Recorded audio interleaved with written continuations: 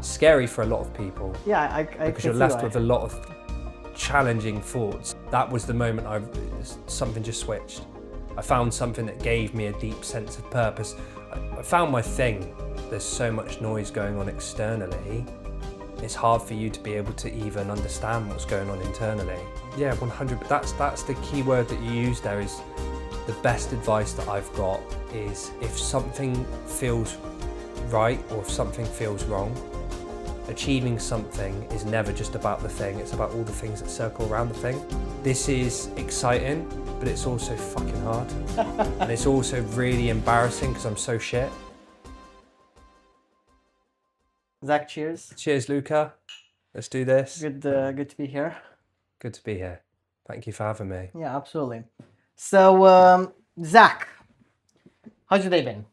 My day's been good. Yeah. It's been productive. Been up to a lot of things, working towards the dreams, the goals, the aspirations. What are those dreams? So it's so weird because it's like when you're on your own, every day I read back to myself my dreams. I spend a lot of time doing visualization work. It's so weird having someone ask me that question. I've never had it asked. Not really. My dreams. So, okay. One of them's to travel the world, but I want to travel the world with my business, specifically with music. So that's one of them. Family, being able to support my family and give them an incredible life, my extended family as well, to help guide and inspire people, to create things, beautiful things, to spread my passion and love for music on a global scale, and to become one of the biggest, most successful DJs, producers, artists in the world. And one of my big motivators is to inspire people, kids who are like me, that may feel not good enough or may feel that they're not able to achieve that, may have barriers in the way that are preventing them or making them think that they can't achieve it. And to maintain a deep sense of peace, to be healthy, to be financially free, to be on Jay Shetty's podcast and Steve Bartlett's, and to take my family around the world as well with me, to take them on holidays, as many as possible. Those are my goals. Yeah, big goals. That's a very big number of goals, which is really good. I was only expecting like 2 or 3 goals. Yeah. Big list over there. That's really good. How old are you now? 28. 28. Have you always been like this with these dreams? Have you always known what these dreams are, or is this a recent thing? Those specific dreams and goals, they're something that have really manifested over the last 3-4 years. And over the last year was when I've really refined them. So back in January 2024. Before that, I had other goals and I had other things that I wanted to achieve. But it soon became apparent that those weren't actually the things that I wanted to achieve. They weren't really for me. I'd always felt like from a young age that there was just something more within me, almost like there was this potential, like I was supposed to do more with my life. And I've had that for years and years and years, since I was such a young age, probably partly because my parents were very good at installing in us that you can do anything and believe that you can do anything. So we were very lucky to have the type of parents that we had growing up that gave us that push, that gentle push that you can do anything with your life. So we were very lucky to have that. But yeah, those specific goals are fairly new, but I've always been very goal orientated and they've changed over the years. It's a really interesting thing you've said, because obviously Max and I sat down not so long ago and he said the exact same thing as you, that he's always believed that he could and wants to do more. And you were the same way, and apparently all of this came from the way you were brought up with your parents. I think because I've got 3 brothers, I think we're all very similar in that regard, all completely different, but in terms of that sort of hunger to do more with your life has always been there. So yeah, we're very lucky that we've had those parents that have given us those life lessons. And obviously, you and I have chatted before, and you've just mentioned it in your goal that you want to be one of the biggest DJs in the world. Fair play. Hope you make it. And the chats we had before, we were talking about things you did before going into DJing. So talk to me about the timeline of what you did before getting into this whole DJing world and setting this goal for yourself. So before DJing, I was a personal trainer, still am. I was a personal trainer have been for 12 years. And from 16 to now, that's how long I've been doing it for. I didn't start getting involved in music till I was about 25. So only roughly around 3 years ago, coming up to 4 years. So during that period, I was training clients, going on holidays, chasing girls, eating crap, drinking, doing drugs, living that sort of life for that period of time for about 10 years consistently, to the point where it did become a bit of a problem. And I'm quite lucky that I was able to find music at the time that I did, because it reshifted my focus and it gave me a new purpose, and it helped me reconnect with myself. I think a lot of people find that they lose themselves slightly for whatever reason, life, society. And I was lucky enough to be able to find myself again before I was impacted by all of these experiences. So I ended up in my brother's friend's garage. He had a music studio there. I actually went there to smoke a joint, and he showed me his equipment, and I had a little play around with it, and then realized I could do something with it. And then, yeah, from that point onwards, I've been obsessed.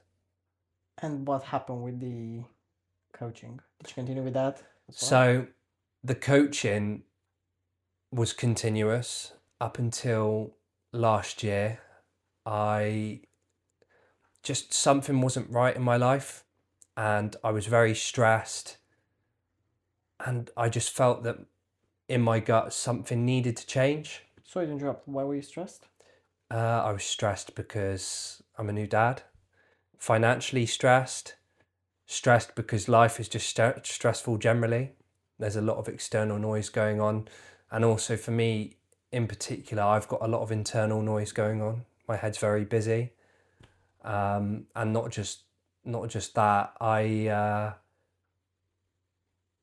over the course of probably since I was about 13, 14, I have had a problem with addiction.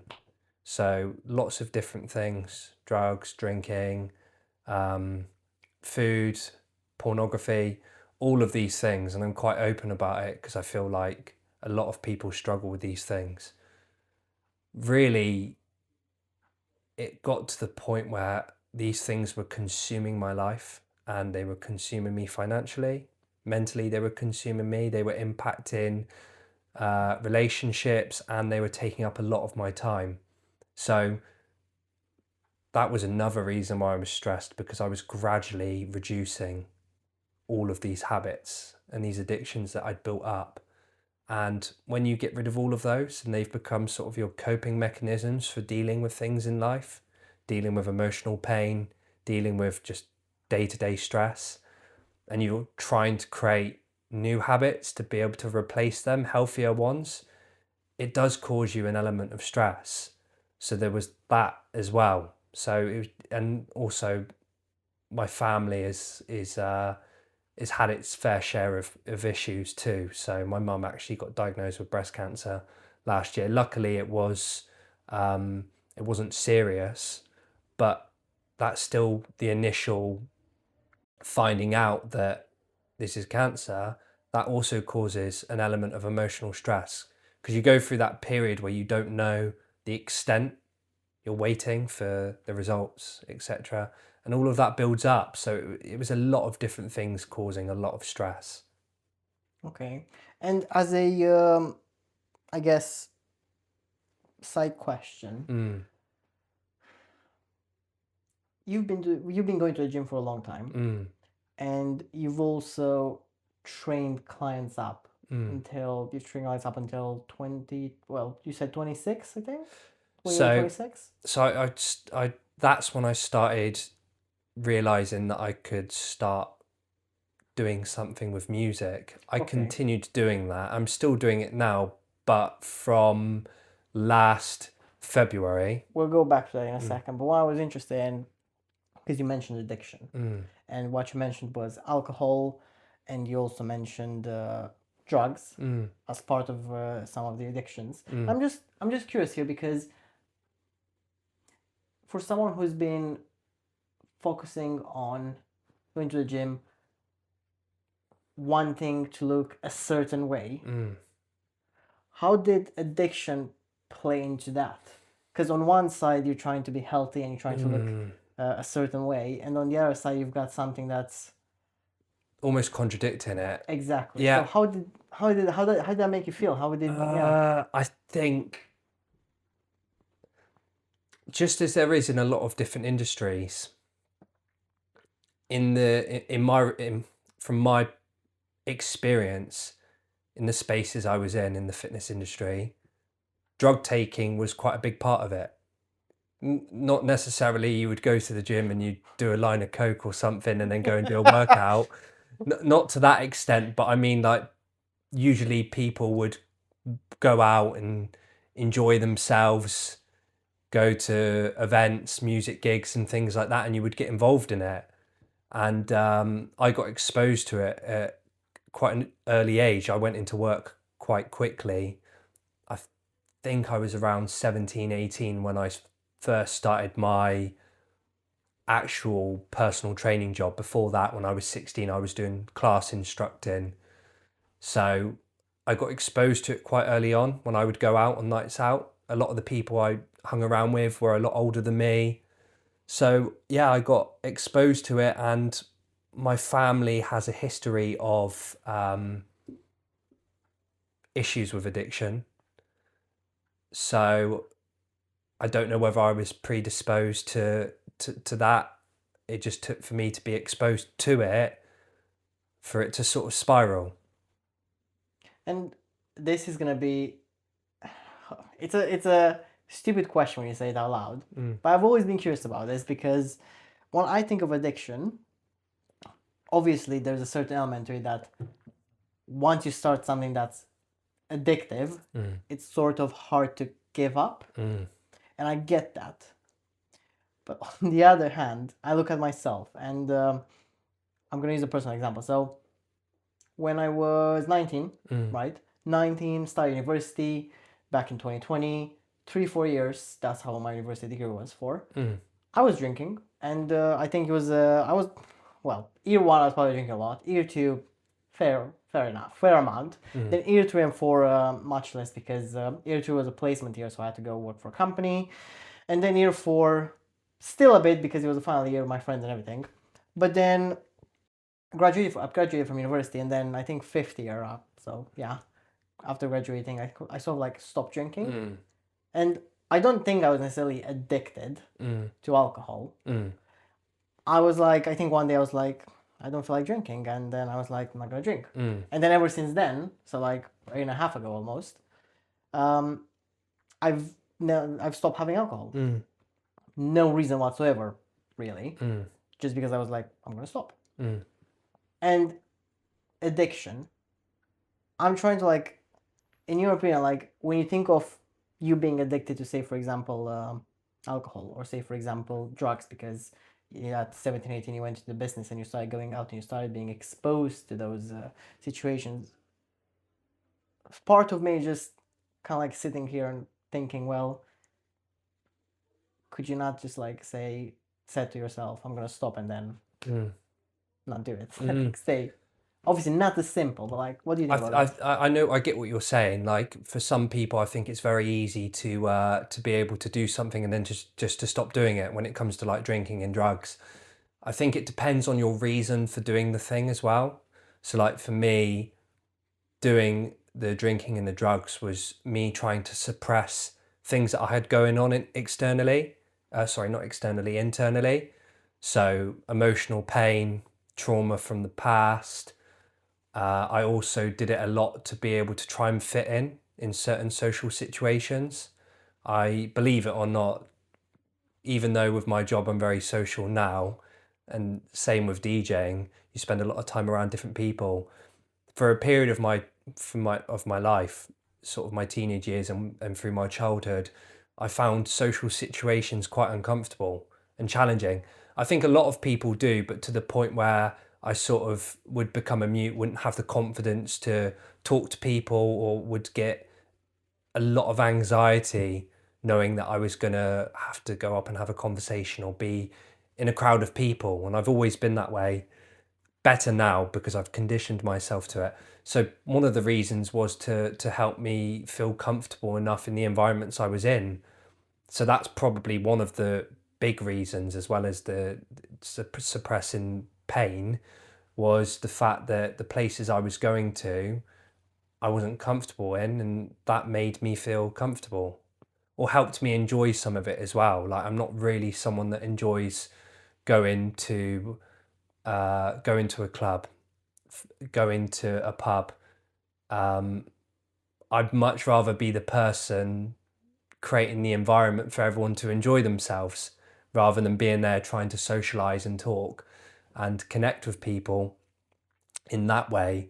So drinking and drugs helped with that. And also the thing is as well with me, Luca, is the type of mindset I've got. If I'm all in on something, I'm all in on it. That could be music, that could be my body, that could be money. It just so happened that during that period of my life, it was drugs. I'd kind of fixated and focused on this, and it just became something that was a constant in my life. And it was almost like it became a bit of a need to be able to function to some degree. And it also helped me to be able to feel comfortable enough with expressing myself as well. So I used to smoke a lot of marijuana, a lot of weed.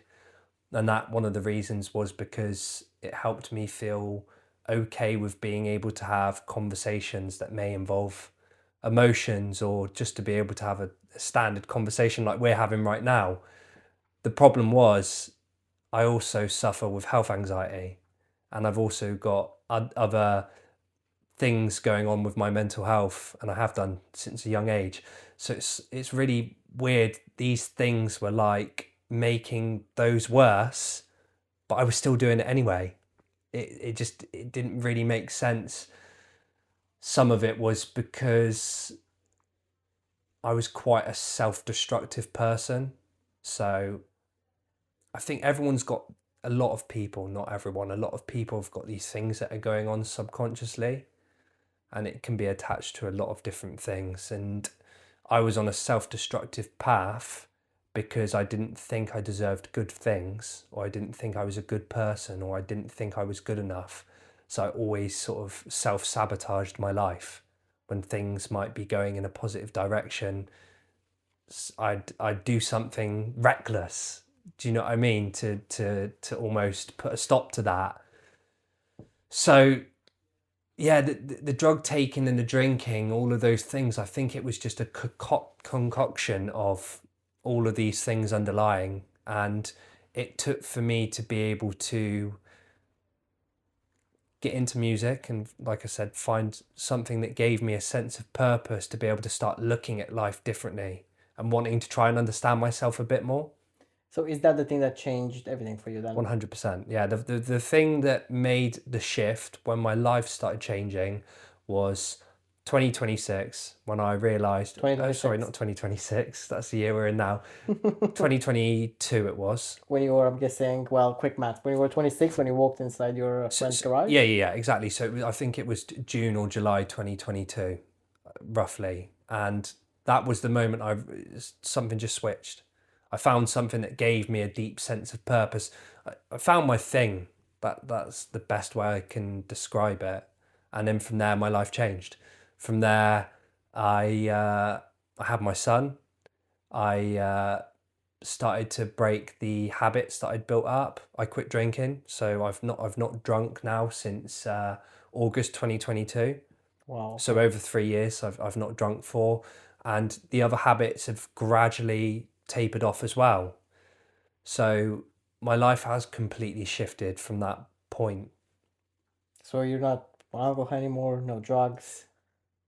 I don't drink, but if I was to, let's say, like, I went to Amsterdam last year and I smoked weed. So like I kind of learned that there's a time and a place for these things. Like if I'm going to go to Amsterdam, I'm going to smoke weed. If I'm going to go to Ibiza, I'm probably going to drop a pill.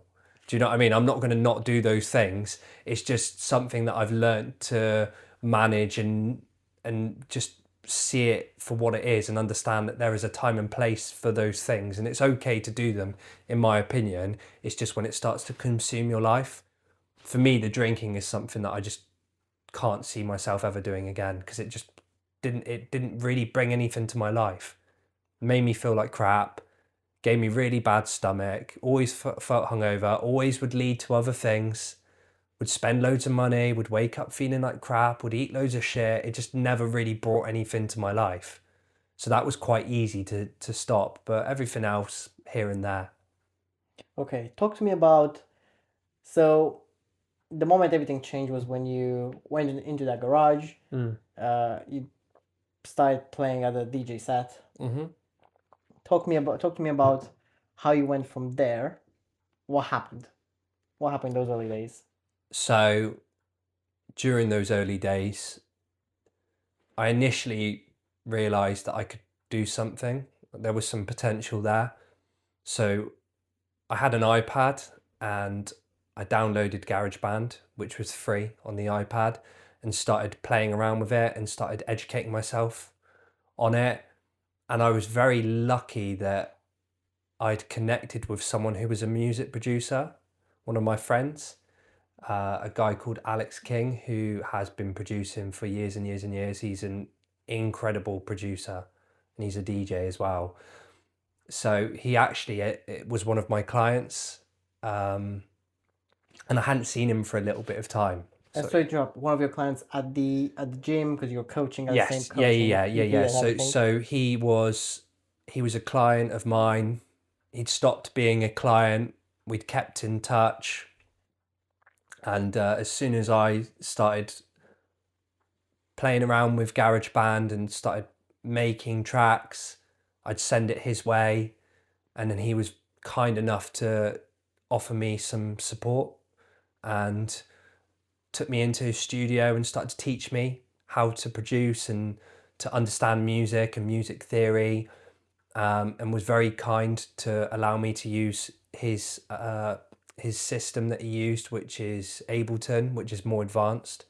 It's called a DAW, which is more advanced from GarageBand. And from there, I just continued to develop and met a lot of different people along the way, other producers who I connected with, who gave me a lot of support and helped me along the way. I then founded my business, Beat to Beat. Initially partnered with two other guys and we put on some local events, and then we just disconnected like people do. They had their path that they were going on and I had mine. So we just disconnected. They did their own thing for a bit and I've been doing my own thing. So did some gigs, went away over the course of 2 years. Didn't do any gigs really. Spent a lot of time practicing and a lot of time learning about music production, started to learn the piano. I've been working on an album actually over the last 2-3 years. So that's something that I've been putting a lot of time and energy into as well, getting it to a point I'm happy with, and when I'm ready to release it, the time's got to be right. So I've been working on that. And then, to be fair, during that period as well, I think I spent a lot of time doing deep reflection to try and understand myself more. So I went on a bit of a journey to try and understand who I was, where I'd come from, understand myself and my subconscious, why I made the decisions I made, and trying to just connect with myself on a emotional and spiritual level. And that journey's ongoing, but I'm definitely in a place where I understand myself a lot more. And since I've been putting a lot of time and energy into that, I have recently restarted doing gigs. So I've had some opportunities. My business has been growing. Yeah, I'm just where I'm at now is ready to take that next step up. The goal this year is to do a lot more gigs. The goal is to keep creating more music, and naturally, when the time's right, I'll be ready to release it. And also, one of my goals is to open my own studio. So that's where I'm at currently. How many more gigs? So what I've tried to do is break them into 12-week intentions. So back in December, my intention was to secure another 4 gigs, which I've done. And I've not, as of yet, set some intentions. My intentions over the next 12 weeks really are focused on improving my sleep. So going to bed earlier so that I can be a better co-parent, so that I can be a better dad, so I can be a better brother, a better son, better at everything, have more energy. So that's one of my focuses. Another focus is to continue working on music and just continue getting better at DJing. I haven't really got any intentions as of yet on how many gigs I want to do, but I'm sure at some point that will shift and that will change. Absolutely. I was asking because you've already seen this, so I'm not gonna say something you probably haven't observed already. But it's a funny thing when you set your sight on doing something and you start doing it, things start falling into place. It doesn't start as big at the beginning. It might be very small ones, but it does. So one thing I read, well, not one thing I read, I think I was listening to a video, and it was this guy, Iman Gachi. I don't recognize This his name. guy, anyway, a YouTuber, and he's quite young, really famous in the agency world. And I was watching one of his YouTube videos, and he said a very interesting thing, which I have found in different business books as well. It makes sense. Look at jobs, for example. When you go look for a job, you're actively looking for a job, right? The companies, the businesses themselves, they're not looking for you. You're the one doing the looking. Yeah, and they're just looking for someone to fill a role. Exactly. And then people complain, or nicely complain, then they start saying, well, that job didn't work out, I got rejected from that one, finally months later I got accepted. But that's because you had to go actively, you had to go and seek that job out, and then apply for an interview, and then go to an interview, and then go to a second round of interview, and then maybe get a job. And then on the opposite side, there's the business, or in your case, there's the DJing. And you've said you want to become a DJ, you want to explore this, and then things are starting to fall into place, and things are coming to you rather than you going to them. And I find it's quite an interesting thing, because with the podcast as well, and what I'm hearing from you and what I was hearing from Max and from other people as well, once you set your sight onto something, and once you start actively working on it, you'll find that, number one, obviously you get better. Number two, you create a sort of like a reputation for yourself, and then that reputation brings people to you, or brings moments to you, moments that might be your dream. Mm. And say, for example, like the podcast. You said you wanted to do a podcast, and then here I was. Hello, would you like to do a podcast? Yeah, it's I think doing that reflection, sort of like knowing what you want to do, or at least having an idea and then trying to explore it. It's a really good thing.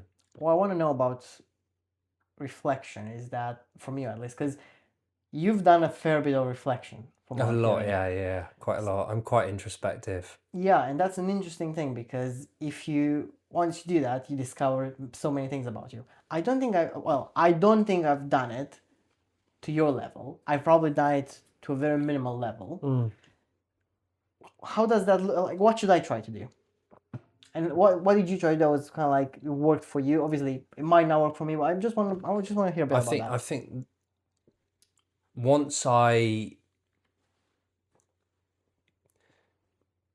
started to understand some of the external things that were impacting my life, like the drinking and the drugs. So once I started to reduce those, and I started to meditate, so I meditate quite regularly, it opened the door for me to be more introspective. I think what happens a lot of the time is a lot of people are distracted. We're distracted by social media, we're distracted by our phones, we're distracted by fast food, we're distracted by all of these different things that we're exposed to on a daily basis.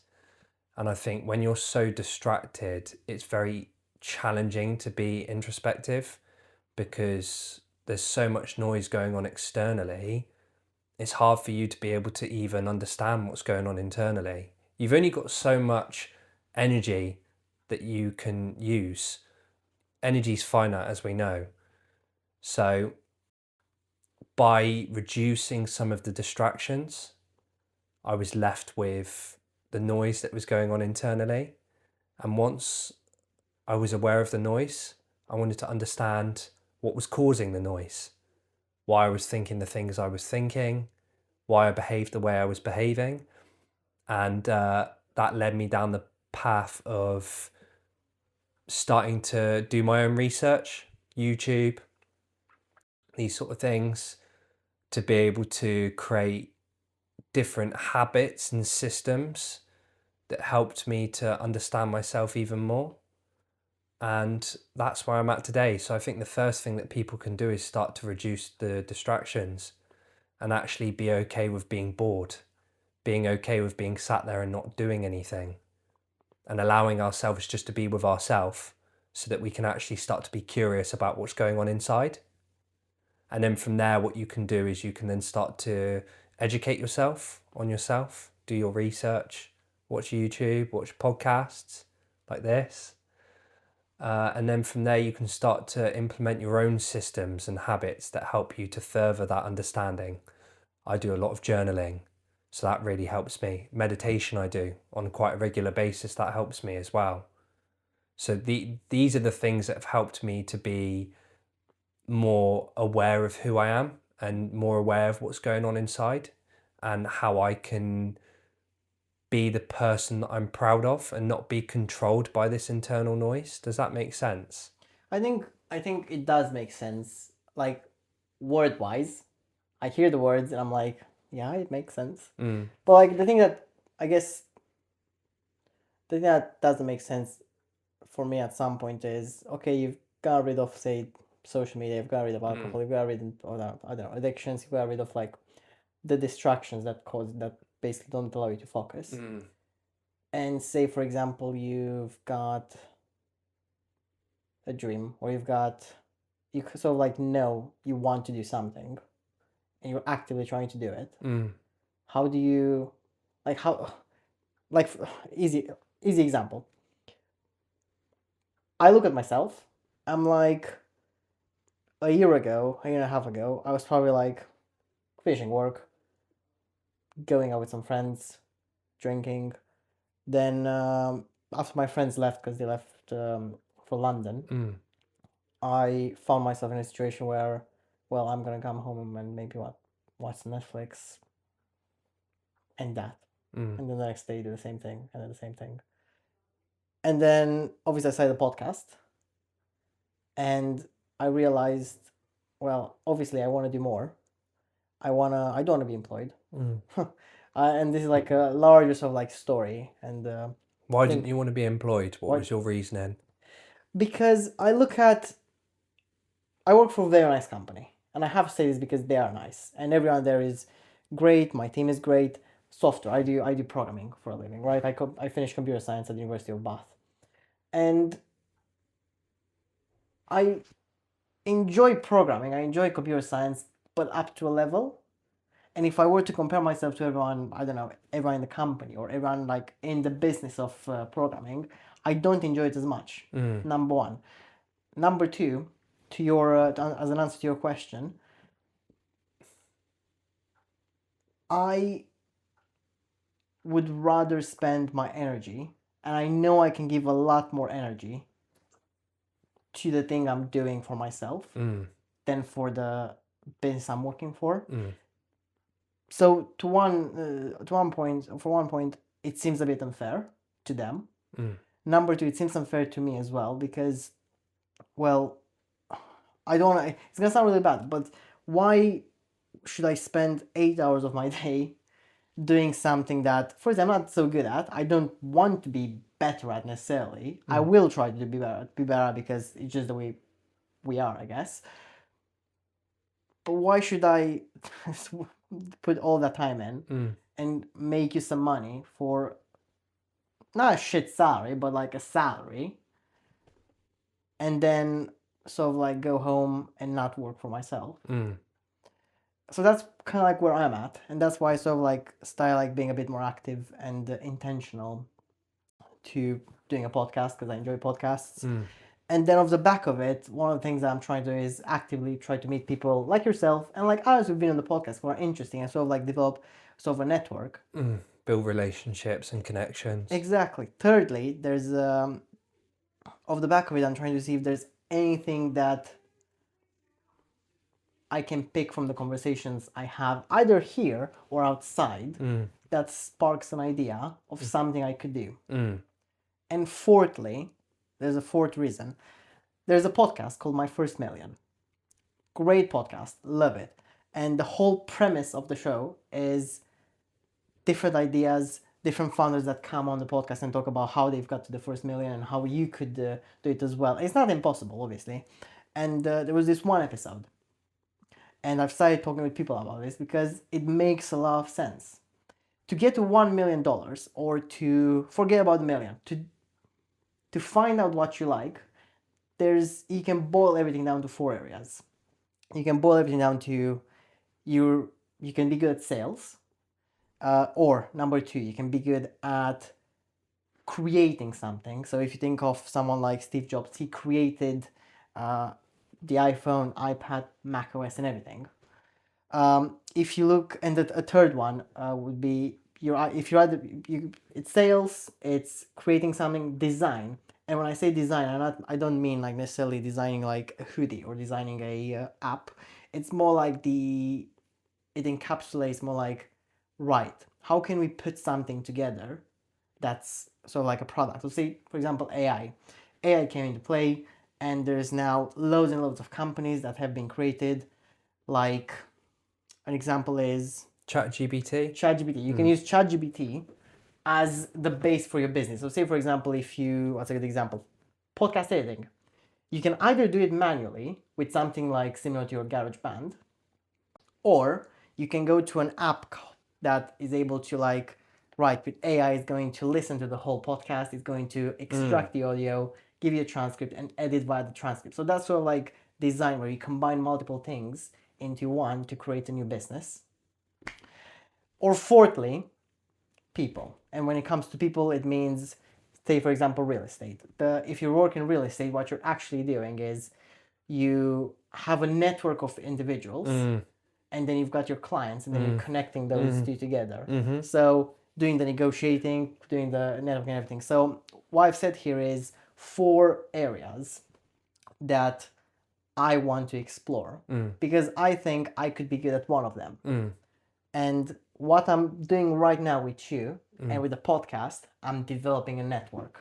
So that's one of the 4 pillars there. That could be a really good way, that could be a really interesting way for me to discover, well, do I actually like this a bit more? Because if I do, then I can be more intentional to do that.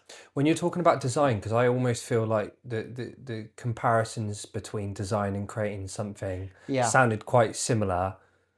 By design, do you mean like the aesthetic of something, or? No, that's the difference. So I think that's the way I understood it. It might be completely wrong, but I think what I understood from the episode was creation. You create something from scratch, which could be a business, right? Because you create something. But when you look at design, what I understood was you take different bits that have already been invented. So it's not like blue ocean necessarily. It's not like There's already a blueprint. Exactly. And you combine different blueprints into one. It's still the job of creating, which is why it sounds so similar. But actually, you're just putting together different systems that create, obviously, the word create something new.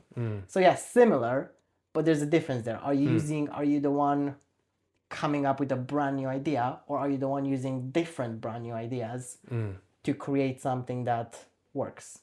I guess that's what I understood. Okay. All right. I get that. Yeah. So your question was why do I not be employed? Well, I want to have money in my life. I wanna like yourself. I feel like I'm meant to do something much bigger. I'm social. I'm someone who's outgoing. I look at people outside and people in my company, and just people in general, and it seems like there's something really weird that people don't want to talk. People don't want to like. If you ask someone to do a presentation, they're not gonna do it because I'm a bit scared. I'm not like that, and I don't want to be in a position where I'm sort of like suppressed or like have to be in that environment. I want to be above that. And it sounds a bit probably arrogant, but that's fair enough. I think you know yourself, and I feel like some people are. You know what feels right for you, and I think for some people being employed feels right. For me, running my own business and creating my own things, that feels right for me, and it obviously must feel right for you, the fact that you're wanting to do your own thing. I think one of the other things you were mentioning a minute ago as well, we were talking about when I was discussing about introspectiveness, and you said it sounds like it makes sense. What do you mean by that? Yeah, I was gonna go back to that. Just so I understand. Why it doesn't make sense to me is, I guess, it's hard. It's hard for me, for example, to sometimes stop and understand like what could I do next. Obviously, I think if I take a break and reflect on what could be the next steps, or at least that's why I think about reflection. I think that's why it means to me, but I might be completely wrong. And take the break and reflect on what needs to happen next. Then I don't know how that looks like. I think that would be useful because I feel like with the podcast right now, I feel like I'm going in different directions. Not with the episode, this one, but like in general with the podcast, I feel like I'm going to different directions. I get different lines of feedback from people, and at the end of the day, I'm like, oh, should I try that or should I try that? Should I try that? And I think reflection would come in handy. I just don't. I think I find it hard to know what's a good way to reflect or what's a good blueprint to reflect. Like, I get what I get what you're saying. It's about, you're essentially saying that there's these different voices from other people, society, whatever it is, that are influencing you and your thoughts, some of the decisions you're trying to make. And I get that because that's how I lived a lot of my life, making decisions based on what other people thought was good for me, based on their experience, what society thought was good for me. Like we've spoken about previously, I can't remember now whether this was on or off camera, but like when I was a 12-year-old boy walking home from school and saying to myself, my dream job is either going to be a DJ or a footballer. Two completely different things, and one of them was being led by what my dad was passionate about, and one was being led by what I was passionate about. And one of those decisions was being made on trying to seek external validation. The other was being lent on what feels right for me. What do I love? What am I curious about? What interests me? And I think a lot of the time people make decisions based on what they think other people are going to think of them. So I think that's kind of what you're alluding to slightly when you're saying about what you're deciding on, whether when you're thinking about what direction you should head in. The best thing that I can say is there is a difference between feeling and thinking. And usually thinking is done based on things that you've absorbed. So whether that's, like we said before, society, the news, someone's perspective or an opinion. But there's a difference between thinking and feeling. It's like when you might fall in love with someone and you just feel that there's something there, and in your head it doesn't really make sense, but it feels right. That's what I think a lot of the time. That's what I feel and think and believe. A lot of the time people are looking for is that feeling of this feels right for me. And I feel like the only way that you can really achieve that is, again, by trying to work out what distractions you've got going on. Like, for example, the distractions, again, could be the news. It could be your dad telling you that he wants you to do this job, and trying to understand that they're their decisions.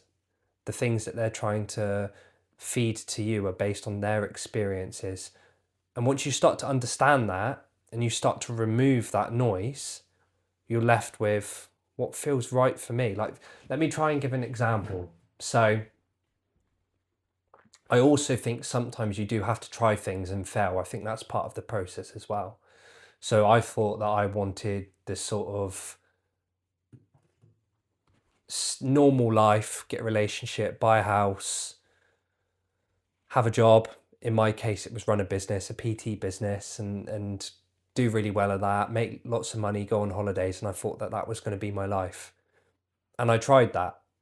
I moved in with an ex-partner and it didn't work for lots of different reasons. One, wasn't ready for it. I had a lot of work to do on myself. Another, that just life wasn't for me. But I didn't know it wasn't for me until I tried it. Do you see what I'm saying? So I think sometimes you do have to try these things as well to be able to work out what is for you and what's not. And alongside that, it's also about trying to highlight what is someone else's dream for you, or what is someone else's perspective, and what do you actually feel and think.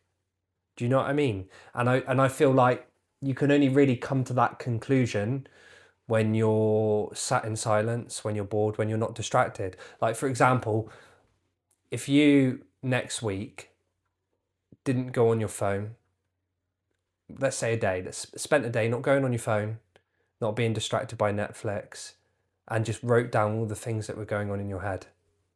And then you have a list of all these different things. And then what you can do off of that list is start to work out, oh, actually, that thing that I'm thinking here, is that actually my thought? Or is that someone else's thought based on the information that I've just been given? Do you see what I'm trying to say? You're trying to work out what's going on internally to try and work out what's not yours and what is yours. Does that make sense? So that's why journaling, I think, is quite good for a lot of people. And also, I think it's as well, going back to the feeling side of things, you'll just know when something feels right for you. I really do believe that. I think, like me turning up in that music studio, something just felt right. Sometimes you can't explain it. You can't always explain a feeling. It's like, why do some people fall in love with the people that they fall in love with? You can't always explain it. It just happens. So I think there's an element of that too. You've just got to go with what feels right and try and understand what is going on in your head and what's going on externally, and just try to be a little bit more bored, a little bit more sat in silence, and be willing to understand yourself more and work through those thoughts. Does that make sense? Makes sense, yeah. It's a bit, well, it's not scary. It's like, well, it is a bit scary because like it's a whole, well, Scary for a lot of people yeah, I because can you're see left why. with a lot of challenging thoughts, and a lot of the time what can happen is you're trying to differentiate between, is this genuinely how I feel? Is this how I think, or is this not me? Do you know what I mean? I think I agree with you. I think to me is like, I'm just think I'm gonna do it because it's a good shout, and I haven't done it, and I think it'd be a good exercise to run. I just think it's one of those things where like there would be nothing wrong with giving yourself the opportunity to understand yourself more. Mm. Do you know what I mean? Like, there's nothing wrong with being curious about who Luca is and what makes me tick. And that's the thing with me, is I'm always quite a curious person. I've been that way from a young age. So it just got to a point where I started to become curious about myself. And funnily enough as well, to be fair, because a lot of the work that I was doing was centered around fitness, physical health, it once I got to a point with physical health where it was just like, I think I know enough of what I need to know physically to be able to give my clients what they need, because I wasn't looking to become someone who trains bodybuilders or trains professional footballers. I just wanted to help people feel better and look better. So once I'd understood that, then it was about understanding people's mentalities and what's going on in their heads and what are their motivations. And then from there, it was about, okay, now it's about understanding emotions. Why do we make the decisions we make? A lot of the time it's based on feelings and emotions. And then from there, it became about understanding what spirituality meant. And for me, spirituality is about more than yourself, stepping outside of yourself, giving back, connecting with people, finding something that feels right for you, that can give you something, but then can also give someone else something as well. So I was quite lucky. The job that I chose to do, I was exposed to health, which helped to give me more understanding on myself. Yeah, I think what helps me when I hear something like this is because what what helps me is that there's someone like you who sort of like has been through it and has done it and can tell me.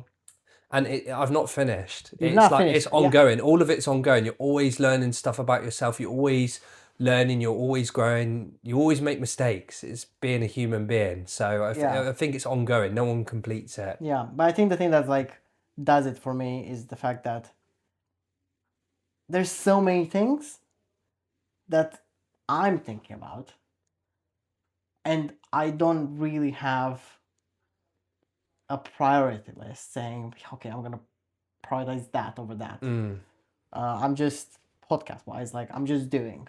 But you're at this point, right? What you're doing is you're developing an awareness. So by bringing lots of different people onto your podcast, you're learning, you're researching to get to a point where you can start to put some of that research to use. Do you see what I'm saying? Yeah, You're educating yourself right now. You're being a sponge, yeah, which is really what it's about at the beginning.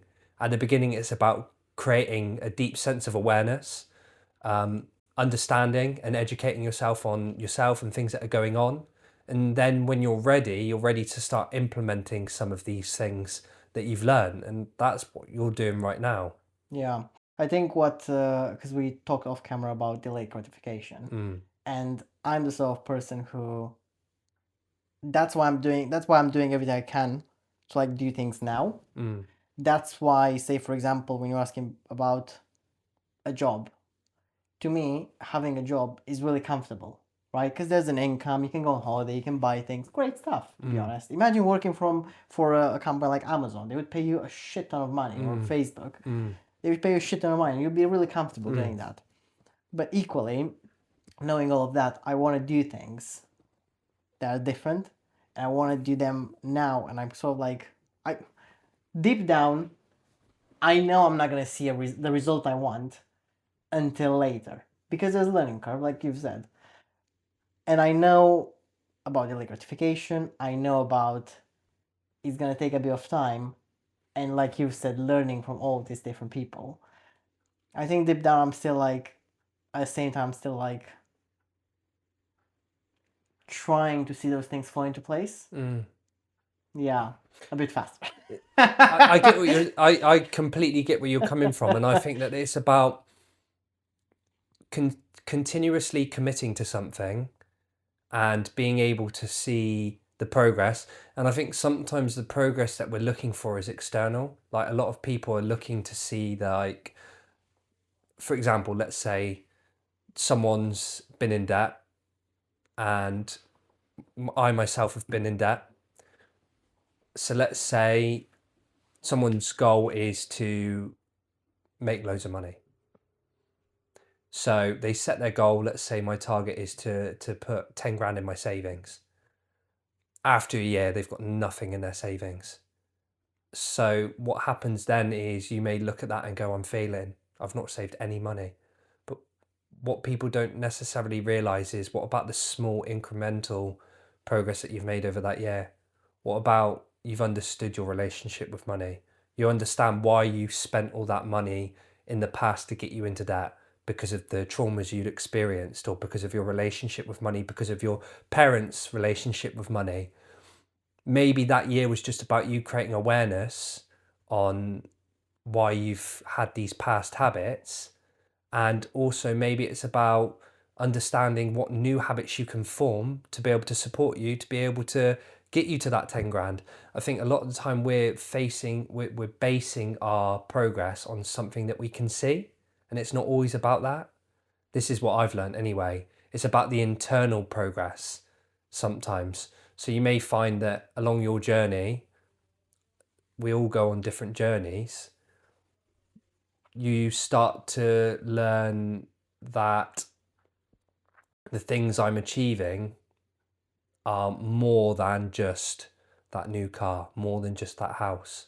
And actually, that is going to come. It might just take 3 years. That doesn't mean I'm not progressing. Do you see what I'm saying? And I think sometimes if we just continuously lean on external motivation and external things to show us that we're doing well, when we don't achieve those things, it impacts us and our confidence. Our confidence gets knocked, we stop believing in ourselves, and then people give up. So I think a lot of it's about building confidence in your ability to do something and to achieve results that may not always be what you think they're going to look like. And the more you can commit to that thing, knowing that it might take me 5-10 years until I get the external thing I'm after, but along that way I'm going to learn a lot about myself, and I'm going to make a lot of internal progress that's going to show me I'm on the right track. And once you can start to see that, it gives you confidence. And then once you start to build confidence, then you've got confidence that you can do other things. So like, for example, with me in the gym, I always use the gym as an analogy for anything. So the gym taught me that if I'm patient, I'll get what I want. If I'm disciplined, I get what I want. Being uncomfortable and discomfort is part of the process, and it equals a result. There's tedious, boring shit that you don't want to do that really supports the bigger goal. Sometimes you need help and you need a bit of connection, and it's never just about the thing. I think often a lot of the time when someone's trying to achieve something, we think it's about the thing. Like, for example, let's say me with DJing. You may think it's just about it's just about me committing myself to DJing 5 to 10 hours, or it's a bit of an unrealistic figure. Let's say 5 to 7 hours every day, just DJing. That isn't enough. It's about, okay, so I'm going to DJ, but what I'm also going to do, like you kind of touched on earlier, is I'm going to connect with people and build my network. I'm going to understand how to market myself. I'm going to understand my brand.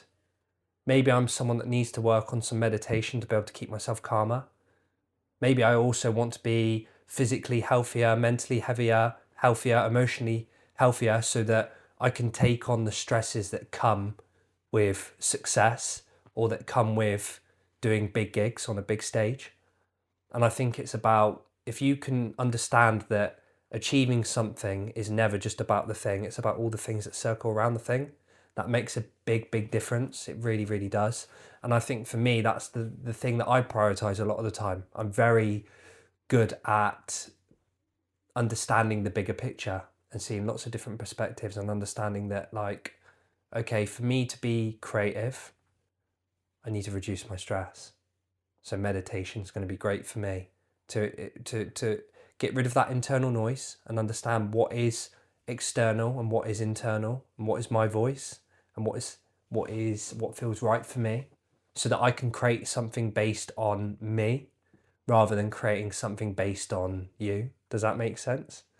That makes sense. I think I start to understand where this reflection comes into play and why it is important. Talk to me a bit about, because obviously you've mentioned DJing, you've mentioned that your goal become a really, really well-known best DJ. One of You the said best. one of the best. One of the best. Okay. Not well, the best. I not don't. the- I don't think anyone's the best at anything. I think to think that you're the best at something and better than everyone else, I think that can be sometimes led by ego. I think understanding that we could both be very good, but we're both completely different. Do you see what I mean? But Yeah. that doesn't mean that we can't both be fucking great. Okay, so being one of the best DJs. Yeah. And you've already sort of like touched upon where everything shifted in that garage, and how you went on a journey from learning and then taking a 2-year break and reflecting and then coming back and doing more, Yeah. and wanting to do more gigs. And you've also touched really briefly upon it now. Talk to me about how you go about coming up with a vision, breaking it down, implementing it, and then things starting to fall slowly into place. So once I've done that deep reflection, it led me to realize what's important to me. And this wasn't something I did on my own, by the way. I did a lot of research. I spent a lot of time watching people who are professionals. I think to think that you can do something completely on your own is crap. I think we all need help. It just help looks completely different. Help to you could be this podcast, speaking to someone in person. Help to me could be watching a podcast. So to get to that point, it took a lot of help from a lot of different people, also the people around me as well. I am very lucky to have a great support network, a lot of incredible people around me that support me in their own ways. And that's really helped me to get to this point as well. Because during that reflection period, it wasn't easy at all. And I wouldn't have been able to have done it on my own. I had people that supported me through that in their own ways. So I can't take credit for everything. I think I feel like it would be wrong for me to just say I did everything on my own. I had a lot of people around me that helped out. So to get to that point where I was able to create that vision for myself, it came from, again, reflection, understanding, and then being able to, from there, understand that my energy is finite. And what I mean by that is there's only so much you can put into different areas of your life. So I split my life into 4 areas: family, music, creating, business, finances. They come hand in hand. And then the last one was about my health and well-being. So as soon as I understood that these things were all the important things in my life, I became very clear that the relationships I had, the things I was doing, how I was showing up, all had to revolve around those things. And I feel like that came from understanding that in the gym, I couldn't be a bodybuilder and a footballer and a strongman and a this and a that, because you you can't stretch yourself. It requires too much. It's not possible. Like you just can't do that because it requires different things that contradict each other, and the energy you'd need to put into that, it's just not doable. So it taught me understanding the importance of managing your energy, and understanding that by being distracted and by trying to do too many things, you can never really get very good at those things that are important to you. And back to the question. So the question was how you're creating the vision to then break it down, to then implementing it, to then things falling into place. And you said everything goes back to reflection. And you've mentioned that you also got help, and help is a really important. 100%, yeah. So you talked about that. How are you shifting into it? And you've also talked about the four pillars of your life: family, business, and finances, And health health and and well-being. then the fourth one was the music. Yeah. So what it took was obviously reflection, understanding, set the vision and the intentions based on what felt right for me and what kind of life I wanted for myself. And how did you go about that? Obviously, it ties back to reflection, but how? As if you were to tell me what I should do. Because I'd done the self-reflection, Yeah. and because I'd built all of these habits, so like meditating, journaling, setting myself regular lists on how I'm going to show up, trying lots of things and failing. That's a huge one. I've tried to start lots of different businesses. I've tried to release music in the past. I've tried to create certain types of music. I failed a lot. So that's a big part of the puzzle. Trying, failing, learning, growing and evolving. So that was a big thing. So I tried a lot of different things. So accompanied that with reflection, accompanied that with help, and the habits that I'd built. I was able to just know myself and know what made me feel fulfilled, what gave me purpose, and what just gave me a sense of peace and happiness. Like, for example, one of the things I really like is I love driving my car. Driving my car, just I get in this flow state. I listen to music. I feel very at peace in my car. So for me, one of my goals is to have a nice car. Maybe have a few nice cars. Beforehand, it may have been a case of me wanting to get a nice car to get validation from other people, because I felt insecure, and I felt that a lot of the decisions I was making was based on my ego, because I didn't feel very good about myself. Does this make sense? Like, it's understanding, are you making the decisions you're making based on your best interest, or are you making these decisions because you're doing it to show off to other people or to make yourself feel better through external validation? So I learned by trying that, doing those things, and soon learning what things I was doing because of that, because I was trying to get my ego stroked, because I was trying to make myself feel better because I was insecure. Or am I doing this because it genuinely feels right for me? Like creating, making music. So before, I used to make music specifically because I wanted my mates to enjoy it. So what I would do is try and make music that they would like, rather than making music that felt right for me. And the only way I could learn that is by going through that process, failing, understanding myself more, and then leading with feeling rather than thinking. Does that make sense? So you then created the vision Based on what felt right for yourself. for myself. Okay. Exactly that, yeah. Based on what felt right for me, because of the failures I'd had in the past that didn't work out, because of understanding what worked for what other people wanted for me or what other people liked, and then reconnecting with who I am.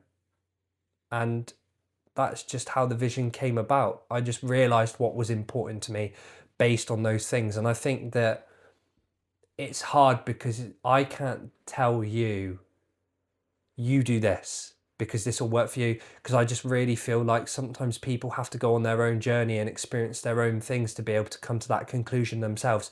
The only thing I can say is the thing that will help you is by being willing to understand yourself, question yourself, and be curious. Just be willing to, fuck it, I'm going to try this. Let's see what happens with this. Fuck it, I'm going to try a podcast. Let's see what happens. Or maybe I'm going to write out what's going on in my head today to try and work out, like, just to see what's going on. It doesn't always necessarily have to have there doesn't necessarily always need to be a big agenda. Sometimes it's just, all right, let's just try it and see what happens. And if it doesn't work out, it doesn't work out. And I've always been quite good at that, just trying something. And it's funny, for being someone who's always had a lot of insecurities, one of the things that's never really bothered me is trying something and failing. Funnily though, when I try and do something that I'm really passionate about and love, there is a fear of failure because I enjoy it so much and love it. So it's kind of like a catch-22. They kind of contradict themselves, but yeah, I just feel like if you're willing to fuck up and learn about who you are and be curious, you don't know what doors could open. Yeah, and I think my biggest takeaway from this is it all comes back to reflection and knowing yourself.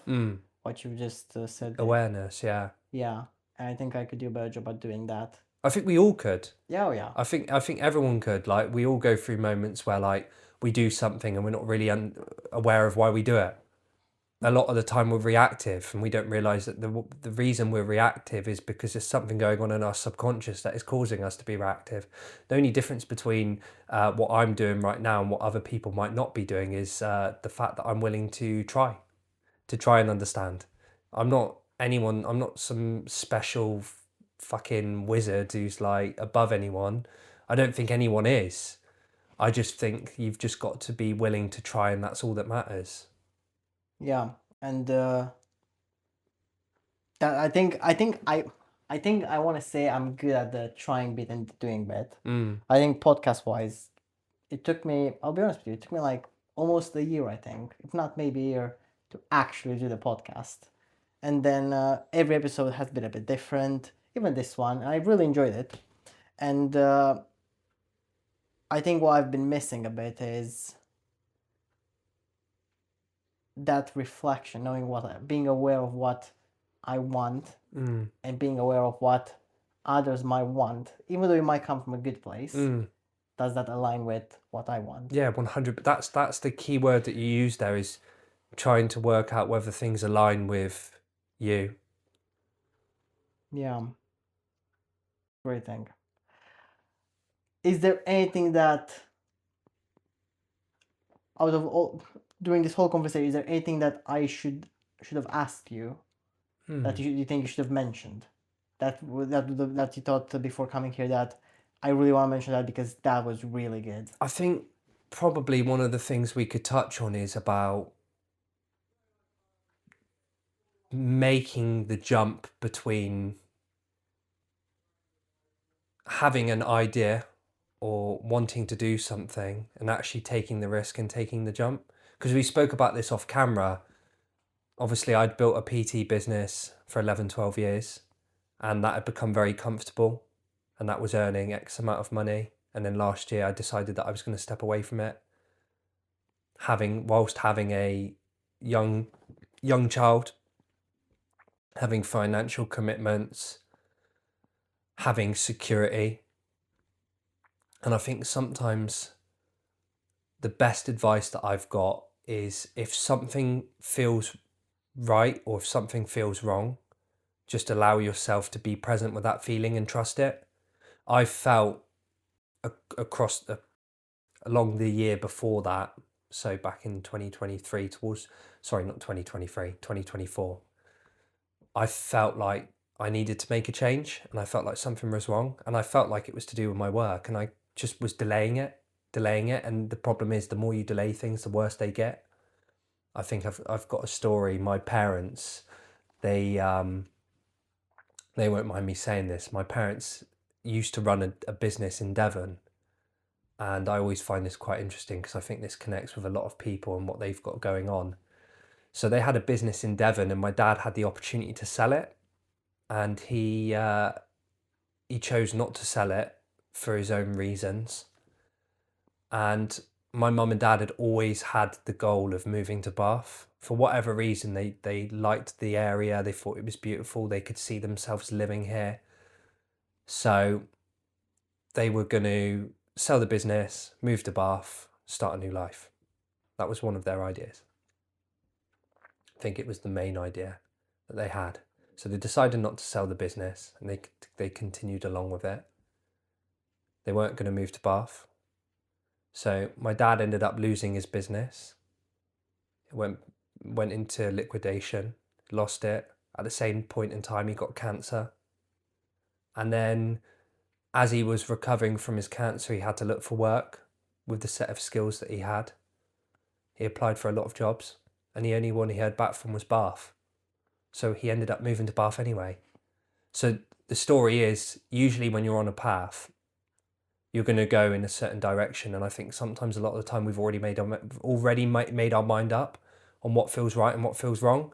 And the more we delay that and ignore it, the more likely it is that you're going to end up on that path anyway, and it's not going to be as smooth as it could have been. And that was what I'd learned. I delayed making that change because there was an element of fear, because things were comfortable, because I didn't really know what direction I was going to go in or what decision I was going to make. And I left it, and it made things more challenging. But because I'd built some habits and some systems, and because I believed in myself, and because I'd already started building the foundations, and because I'm very lucky that I've got an incredible support network around me that really, really, really helped me out. Like I wouldn't be in this position where I'm able to have this conversation with you now or be on this path without them. So I think it's an accumulation of those things. But if people can allow themselves to feel what they feel and allow themselves to trust their gut and their intuition, and understand that fear is part of the process, and understand that self-doubt is part of the process, and understand that things are never going to be perfect. Sometimes you just have to take the jump. And it doesn't mean you always have to make like such a drastic change. So like for me, I was like, I'm going to stop PTing altogether. And I think that was something that was slightly unrealistic. So I ended up training less people than I was training before. I went from like 30, 40 people to training 4 to 5 people a week. So it reduced massively just to help give me some income. So I really do feel like if people feel like they need to make a change, or they want to make a change, or they want to try and they want to do something, just do it. Just do it, and you'll figure it out. And funny enough, you say that. I am just reading a book at the moment, David and Goliath. And there's a section of the book that talks about courage and being afraid. And the example they give is, say you're afraid of snakes. You're really afraid of snakes. For however reason, you something happened in your childhood, I don't know. You're afraid of snakes, don't know. And then you're being forced to be in the same room as a snake and maybe even touch it.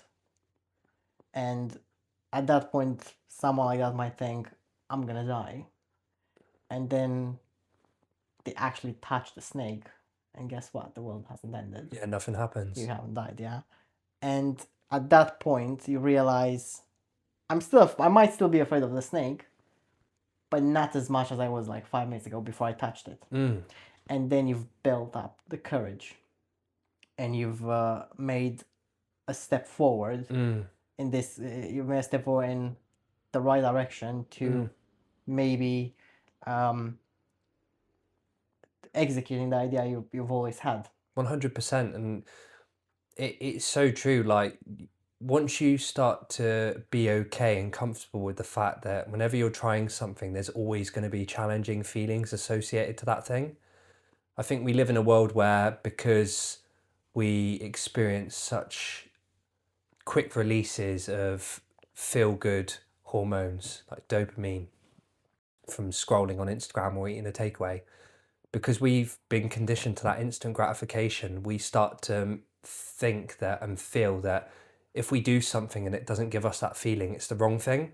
And I think and feel and believe it would be good for people to start to understand that whenever you're doing something that makes you feel good, it's very likely it's also going to challenge you. So it's like this today. Like, one of my goals is to be on Steve Bartlett's and Jay Shetty's podcast. And this is the first podcast I've ever done. And I was anxious as fuck coming to this.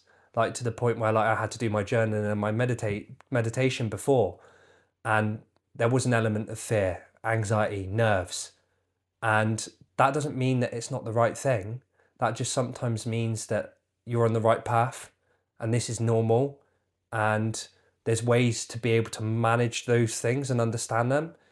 And once you do, and you start to prove to yourself that this is part of the process, you start to build confidence. And then that confidence leads you to, oh, well, if I've touched a snake, maybe I could do this. Oh, this isn't so bad either. Maybe I can do that instead. So I think normalizing contradicting emotions happening at the same time, being at peace but also being a bit anxious, that's normal. We live in a world where everything's supposed to feel amazing all the time, because on Instagram, someone's on the beach somewhere in their bikini or in their shorts, sunbathing, they're having a great time. We perceive that life's supposed to be like that all the time, and it's just not. It really isn't. And I think that's a big problem for a lot of people as well. A lot of people think that if something doesn't feel right, if they feel uncomfortable, if they feel scared, it's the wrong thing. And I just really don't believe that.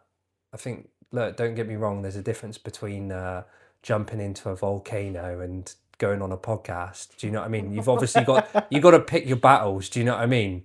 But like, the worst case scenario is I come on the podcast, it's my first one, and I fuck up what I'm saying, and we have to do a retake, or just it goes live and I'm not completely happy with it, and that's okay. It's part of the process. And it's great to hear that literally today, because over the past couple of days I was literally in a situation where I was thinking, oh, this is not working out as I wanted. This is like, I don't know what to do. But I also kind of like enjoy this. It was like literally the contradictory feelings you were talking about. So it's nice to like have that sort of like reassurance that, because you always hear like it's the journey, not the destination, and like it's easy to forget sometimes. And like, I think I appreciate you saying it, because literally the other day I was thinking, what do I do? I think it's because a lot of the time it's easy to say something, but it doesn't connect unless there's a feeling associated to it. Do you know what I mean? Because a lot of the time, everything's being led by feeling. Like, every decision you make is usually based on a feeling. You go on Instagram because it makes you feel good. You go to the gym because it makes you feel more confident. You start a podcast because it makes you feel fulfilled. It makes you feel like you've got purpose. So once we're able to understand feelings and understand that we can have a combination of different feelings going on all at the same time, understanding them, naming them, not being controlled by them as well, I think it can set you free. I really think it can. And it's a shame we live in a world where, it's funny, not enough people, like, how many, like, I don't know about you, but I know in my family, there was a big thing, like, nobody really talked about how they felt, and nobody really understood how they felt, or nobody really understood feelings. It was just sort of like, we were really happy, or we were all shouting and screaming at each other. Do you know what I mean?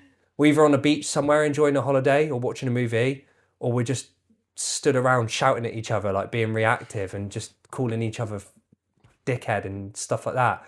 And that's what a lot of people do on a day-to-day basis, because you don't understand that, oh, the reason why I'm shouting right now, it's not because we're having a discussion, it's because I've got a lot of suppressed emotions that I don't even understand, that I've not even been willing to try and connect together and be okay with.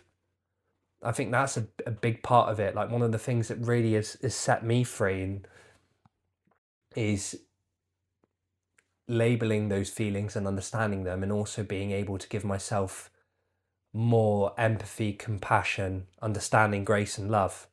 So being able to understand that I am a human being, and to be able to understand that human beings make mistakes, and to understand that if I feel guilty for something, that's okay. Just to not let that guilt control my decision making moving forward. And understanding that guilt is, having these feelings is a good thing.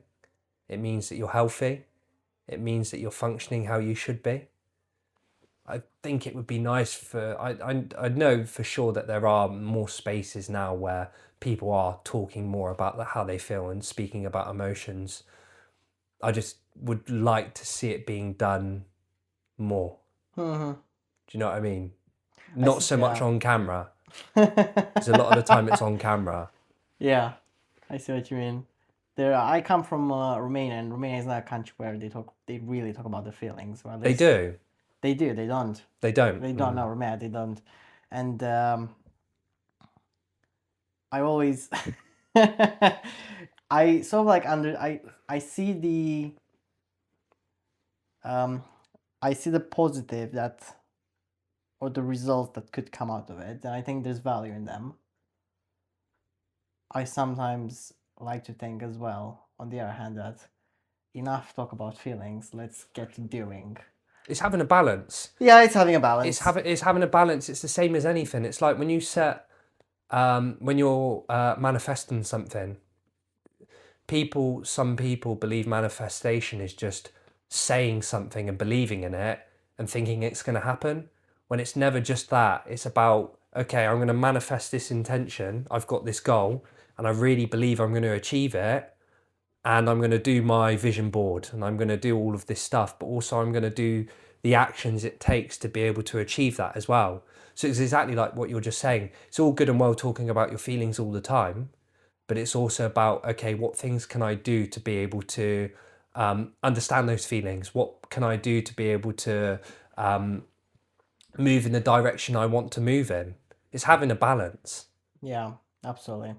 I need to work on the balance, and it starts back to reflecting. Yeah. It all comes back to reflecting. It really, really does, and that's what's made the big difference. Is just, for me, awareness. Growing up, being someone that was so exposed to Instagram, like, so when I was 12, 13, 14, whatever age it was, that was roughly when Instagram and Facebook and everything were really like becoming a big thing. So I was exposed to it at such a young age, and it impacted me so much, and it really distracted me from myself, because I was comparing myself to other people all the time, and I didn't really feel like I fit in, because I wasn't being like everyone else was being, and I wasn't really able to come to that realization until I was able to be curious and create that awareness. So that's just one example of what you can discover about yourself when you choose to be curious and go down the rabbit hole. Funnily enough, Aware is the title of my album. So my album I've been working on for the last 2-3 years is called Aware. So it's it's an electronic music album with a lot of different genres. You've got classical, you've got house music, there's 140 dubstep, there's tech house, there's techno, there's drum and bass. So that project that I've been working on is based on the last 4 or 5 years of my life. So that's where my energy is going at the moment, to create something that I can be proud of, that allows me to express myself, in hope that it resonates with other people and it can help people, which is one of the reasons why I'm here today.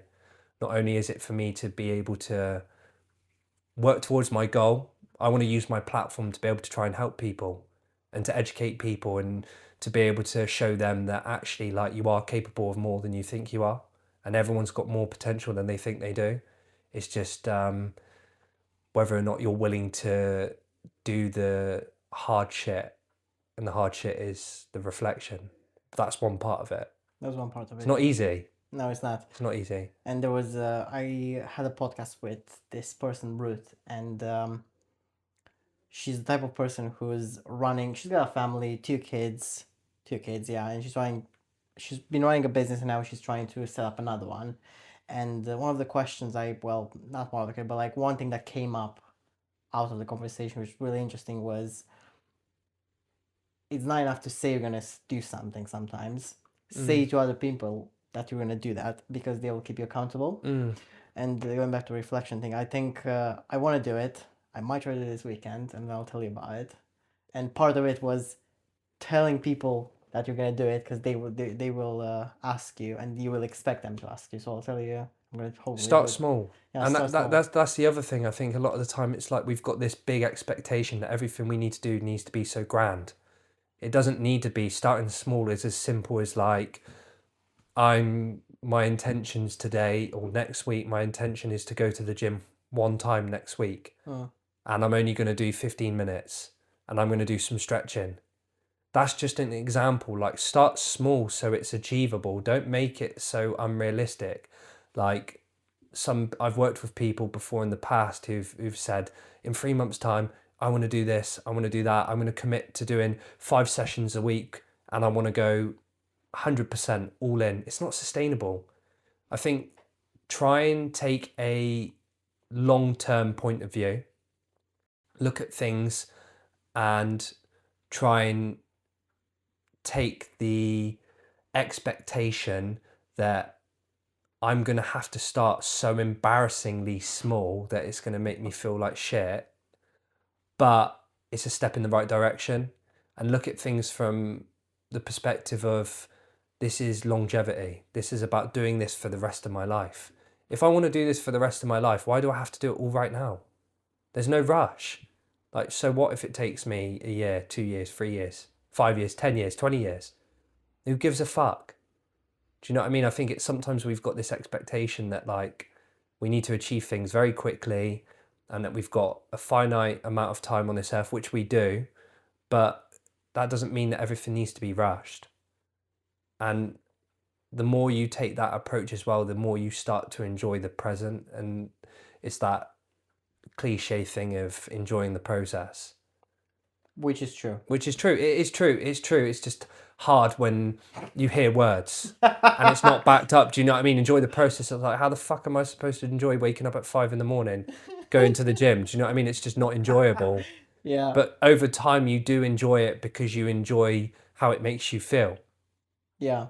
And the only way you can get to that point is by taking small incremental steps consistently. And don't beat yourself up. Again, it goes back to empathy and compassion. Don't beat yourself up when you're not able to do something that you've set that's unrealistic.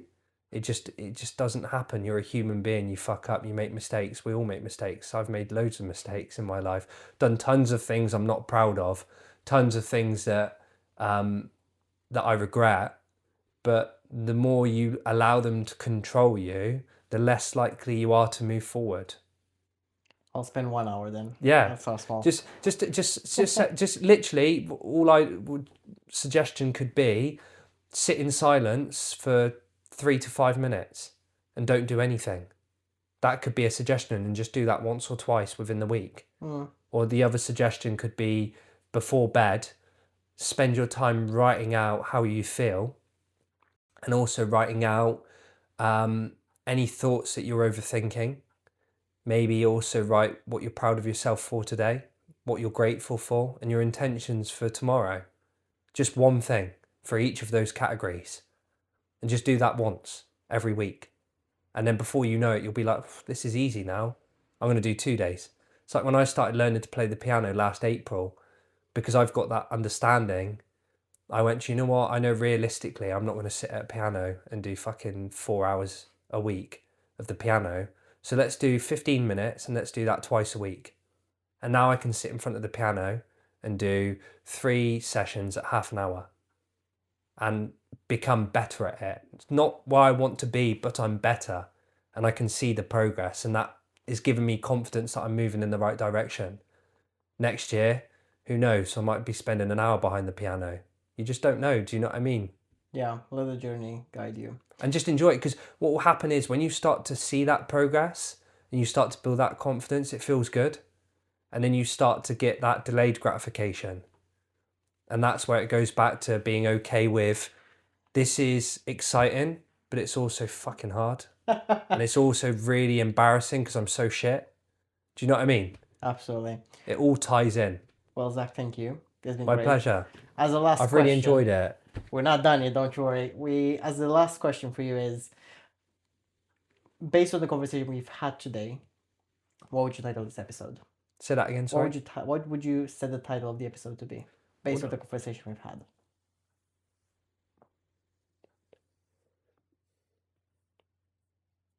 My first thought is, don't be afraid to fail. That's the first thing that comes to my mind.